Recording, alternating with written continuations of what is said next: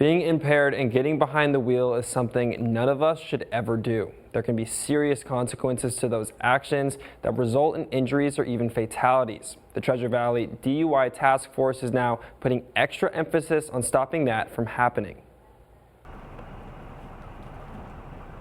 Since 2019, impaired driving incidents in the Treasure Valley have gone up by 26%.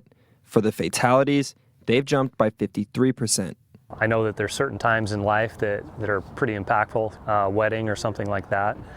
For me, it was when I delivered a death notification to a gentleman that lost his daughter in an impaired driving incident. So that's the whole reason why we're trying to do this, is to eliminate those tragedies. The task force includes police departments from Boise, Garden City, Caldwell, and Nampa, along with the Ada and Canyon County Sheriff's Offices and the Idaho State Police. All of them are looking for signs when they're out on the road. Drugs will affect the eyes, it can affect pupil size, it can affect your internal clock, how you perceive and react to things.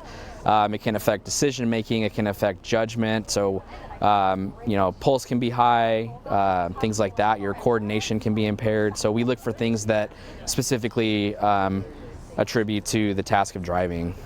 One statistic that stands out: drivers aged 21 to 30 account for the highest number of impaired driving crashes in the region. Also, 42% of all fatal crashes in the past 5 years have been linked to impaired driving. Specifically, the education and outreach, we want to target those age groups, 21 to 30, to hopefully prevent them from even getting behind the wheel to the point where they would get arrested or be involved in a fatal crash.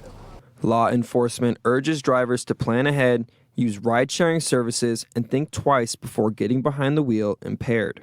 Even 1 or 2 drinks can cause somebody some sort of impairment, and it could be something small enough like your mental function, and you may not have those outward indicators of somebody who's stumbling and falling over, but there is still some impairment. And so we see a lot of crashes like that where people think they're okay, but they actually weren't. And so I would just caution that if you're going to have anything to drink, you should seriously consider getting a ride or finding an alternative, because any impairment can affect driving. And as they work their hardest, they rely on the community heavily in their commitment to save lives. Talking with your neighbors, talking with young people if you have kids that are driving, as well as being our eyes and ears out on the roadway. If anyone in the community sees someone that they suspect is impaired, to call 911 and let the police come out and investigate that. But definitely being a voice and an advocate for sober driving and enforcement of DUI drivers. Now remember, one bad decision could have devastating consequences. No matter what the scenario is, never get behind the wheel under the influence. Reporting in studio, I'm Andrew Vincent.